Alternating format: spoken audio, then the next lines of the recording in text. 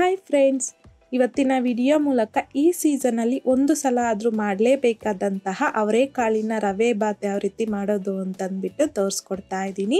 Already ನಮ್ಮ ಚಾನಲಲ್ಲಿ ಹಿಕ್ಕಿದ ಅವರೆಕಾಳಿಂದನೂ ಸಹ ನಾನು ರವೆ ಬಾತ್ನ ತೋರಿಸ್ಕೊಟ್ಟಿದ್ದೀನಿ. ಇನ್ನೂ ಯಾರೆಲ್ಲ ನೋಡಿಲ್ಲ ಒಂದ್ಸಲ ಚೆಕ್ ಮಾಡಿ ನೋಡಿ, ತುಂಬಾ ಪರ್ಫೆಕ್ಟಾಗಿ ರುಚಿಯಾಗಿ ಬರುತ್ತೆ.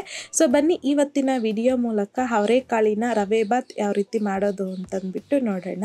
ಕುಕ್ಕರಲ್ಲಿಗೆ 1 ಕಪ್ ಆಗುವಷ್ಟು ಅವರೆಕಾಳನ್ನು ನೀಟಾಗಿ ವಾಶ್ ಮಾಡಿಬಿಟ್ಟು ಹಾಕ್ಕೊತಾ ಇದ್ದೀನಿ. ಯಾವ ಕಪ್ಪಲ್ಲಿ ಅವರೆಕಾಳು ತಗೊಂಡಿದ್ದೀನೋ ಅದೇ ಕಪ್ಪಲ್ಲಿ 3 ಕಪ್ ಆಗುವಷ್ಟು ನೀರನ್ನು ಹಾಕ್ಕೊತಾ ಇದ್ದೀನಿ. ಯಾಕೆ ಅಂತಂದರೆ ಇದೇ ನೀರನ್ನು ನಾವು ರವೆ ಬಾತ್ ಮಾಡೋವಾಗ ಯೂಸ್ ಮಾಡೋದ್ರಿಂದ, ಹಾಗಾಗಿ ಅಳತೆ ಮಾಡಿಕೊಂಡು ನಾನಿಲ್ಲಿ 3 ಕಪ್ ಆಗುವಷ್ಟು ನೀರು, ಸ್ವಲ್ಪ ರುಚಿಗೆ ತಕ್ಕಷ್ಟು ಕಲ್ಲುಪ್ಪನ್ನು ಸಹ ಹಾಕಿ ಮಿಕ್ಸ್ ಮಾಡಿಬಿಟ್ಟು ಮೀಡಿಯಂ ಫ್ಲೇಮ್ನಲ್ಲಿ 1-2 ರಿಂದ 3 ವಿಷಲ್ ಬರೋವರೆಗೂ ಬಿಡಬೇಕು. ಸಾಫ್ಟಾಗಿ ಬೇಯಬೇಕು ಅವರೆಕಾಳು.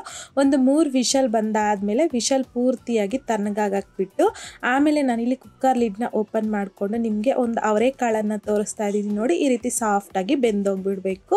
ಈ ರೀತಿಯಾಗಿ ಬೆಂದಿರ್ತಕ್ಕಂಥ ಅವರೆಕಾಳನ್ನು ಸಪ್ರೇಟಾಗಿ ಒಂದು ಪ್ಲೇಟ್ಗೆ ತೆಗೆದಿಟ್ಕೊಳ್ಳಿ. ಬರೀ ಅವರೆಕಾಳನ್ನು ನೋಡಿ, ಈ ರೀತಿ ಅವರೆಕಾಳನ್ನು ಪಕ್ಕಕ್ಕೆ ಇಟ್ಕೊಂಡು ಇದೇ ನೀರನ್ನು ನಾವು ಬಾತ್ ಮಾಡೋದಕ್ಕೆ ಯೂಸ್ ಮಾಡ್ಕೋಬೇಕು. ಹಾಗಾಗಿ ಪಕ್ಕಕ್ಕೆ ಇಟ್ಕೊಂಡು ಕಡಾಯಿಗೆ 1 ಟೇಬಲ್ ಸ್ಪೂನ್ ಆಗುವಷ್ಟು ತುಪ್ಪ ಜೊತೆಯಲ್ಲಿನೇ 1 ಟೇಬಲ್ ಸ್ಪೂನ್ ಆಗುವಷ್ಟು ಗೋಡಂಬಿನ ಹಾಕ್ಕೊಂಡು ಲೋ ಫ್ಲೇಮ್ನಲ್ಲಿ ಗೋಡಂಬಿ ಈ ರೀತಿ ಸ್ವಲ್ಪ ಲೈಟ್ ಗೋಲ್ಡನ್ ಕಲರ್ ಬರೋವರೆಗೂ ಫ್ರೈ ಮಾಡ್ಕೊಂಡಿದ್ದಾದಮೇಲೆ ಒಂದು ಬೌಲಲ್ಲಿಗೆ ತೆಗೆದಿಟ್ಕೊಳ್ಳಿ.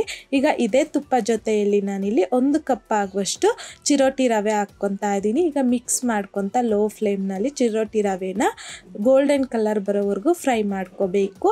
ಈಗ ನೋಡಿ, ರವೆನೂ ಸಹ ಫ್ರೈ ಮಾಡ್ಕೊಂಡಿದ್ದಾಗಿದೆ. ಇದನ್ನು ಈ ರೀತಿ ಒಂದು ಪ್ಲೇಟ್ಗೆ ತೆಗೆದು ಪಕ್ಕಕ್ಕೆ ಇಟ್ಕೊಳ್ಳಿ.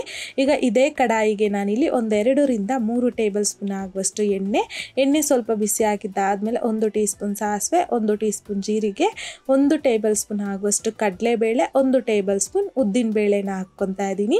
ಮಿಕ್ಸ್ ಮಾಡ್ಕೊತಾ ಲೋ ಫ್ಲೇಮ್ನಲ್ಲಿ ಕಡಲೆಬೇಳೆ ಸ್ವಲ್ಪ ಲೈಟಾಗಿ ಕಲರ್ ಚೇಂಜ್ ಆಗೋವರೆಗೂ ಫ್ರೈ ಮಾಡ್ಕೋಬೇಕು. ನೋಡಿ, ಈ ರೀತಿ ಆಲ್ಮೋಸ್ಟ್ ಸ್ವಲ್ಪ ಕಲರ್ ಚೇಂಜ್ ಆಗಿದೆ ಅಲ್ವಾ. ಈ ಟೈಮಲ್ಲಿ ಒಂದು 5 ರಿಂದ 6 ಹಸಿಮೆಣಸಿನ್ಕಾಯಿನ ಸಣ್ಣದಾಗಿ ಕಟ್ ಮಾಡಿಬಿಟ್ಟು ಹಾಕ್ಕೊತಾ ಇದ್ದೀನಿ. 1 ಈರುಳ್ಳಿನ ಸಹ ಈ ರೀತಿ ಸಣ್ಣದಾಗಿ ಕಟ್ ಮಾಡಿಬಿಟ್ಟು ಹಾಕ್ಕೊಂಡಿದ್ದೀನಿ. ಕರಿಬೇವನ್ನು ಸಹ ಹಾಕ್ಕೊಂಡು ಮೀಡಿಯಂ ಫ್ಲೇಮ್ನಲ್ಲಿ ಈರುಳ್ಳಿನ ಒಂದು 50% ಆಗುವಷ್ಟು ಫ್ರೈ ಮಾಡ್ಕೋಬೇಕು.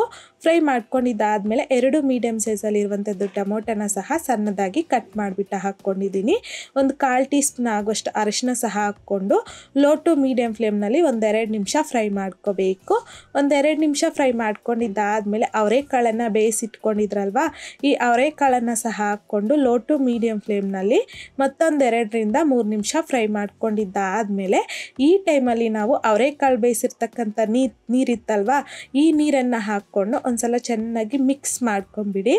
ಮಿಕ್ಸ್ ಮಾಡ್ಕೊಂಡಿದ್ದಾದಮೇಲೆ ಐ ಫ್ಲೇಮ್ನಲ್ಲಿ ನೀರನ್ನು ಚೆನ್ನಾಗಿ ಕುದಿಸ್ಕೋಬೇಕು. ಈ ರೀತಿ ಕುದೀತಾ ಇರ್ತಕ್ಕಂಥ ಟೈಮಲ್ಲಿ ಒಂದ್ಸಲ ಮಿಕ್ಸ್ ಮಾಡಿಕೊಂಡು ಸಾಲ್ಟು ಖಾರ ಕಡಿಮೆ ಇದ್ದರೆ ಈ ಟೈಮಲ್ಲಿ ಅಡ್ಜಸ್ಟ್ ಮಾಡ್ಕೊಳ್ಳಿ. ನನಗಿಲ್ಲಿ ಸ್ವಲ್ಪ ಸಾಲ್ಟ್ ಕಡಿಮೆ ಅನಿಸ್ತು, ಸೊ ಹಾಗಾಗಿ ಸಾಲ್ಟನ್ನು ಹಾಕ್ಕೊತಾ ಇದ್ದೀನಿ. ಜೊತೆಗೆ ಈ ರವೆ ಬಾತು ಫ್ಲೇವರ್ಫುಲ್ಲಾಗಿ ಟೇಸ್ಟಿಯಾಗಿರಬೇಕು ಅಂತಂದರೆ ಒಂದು ಸೀಕ್ರೆಟ್ ಇಂಗ್ರೀಡಿಯೆಂಟ್ ಏನು ಅಂತಂದರೆ, ಈ ರೀತಿ 1 ಟೇಬಲ್ ಸ್ಪೂನ್ ಆಗುವಷ್ಟು ವಾಂಗಿಬಾತ್ ಮಸಾಲ ಪೌಡರ್ನ ಸಹ ಹಾಕಿ ಮಿಕ್ಸ್ ಮಾಡಿಕೊಂಡು, ಹಾಗೆಯೇ ರವೆ ಫ್ರೈ ಮಾಡಿ ಇಟ್ಕೊಂಡಿದ್ರಲ್ವ, ಈ ರವೆನ ಸಹ ಹಾಕಿ ಲೋ ಫ್ಲೇಮ್ನಲ್ಲಿ ಕೈ ಬಿಡದಂತೆ ಈ ರೀತಿ ಚೆನ್ನಾಗಿ ಮಿಕ್ಸ್ ಮಾಡ್ಕೋಬೇಕು. ಇಲ್ಲಾಂತಂದರೆ ಗಂಟು ಕಟ್ಟಿಬಿಡುತ್ತೆ.